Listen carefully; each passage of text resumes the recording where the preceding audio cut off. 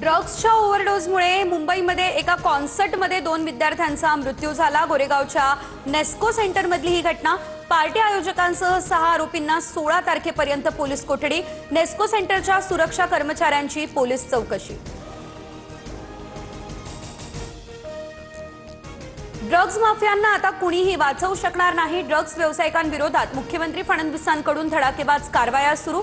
चंद्रशेखर बावनकुळे यांची ही प्रतिक्रिया समोर।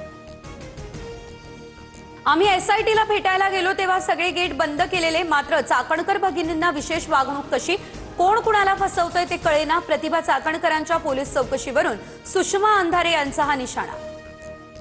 अजितदादांच्या घराबाहेर झालेल्या काळ्या जादूबद्दल अंजली दमानिया उद्या गौप्यस्फोट करणार। 1825 फोन नंबर्सवरून खरातच्या मोबाईलवर कॉल करणाऱ्या राजकारण्यांची नावं ऐकून धक्का बसेल, दमानियांचा हा इशारा।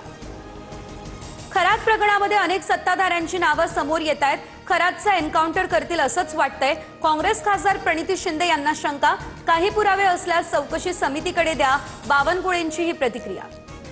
भारतरत्न डॉक्टर बाबासाहेब आंबेडकर यांच्या 135व्या जयंतीचा संपूर्ण देशभरात उत्साह।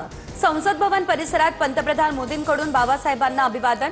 देशभरात विविध कार्यक्रमांचं आयोजन। मुख्यमंत्री आणि उपमुख्यमंत्री यांच्यासह राज्यपालांकडून चैत्यभूमीवर अभिवादन।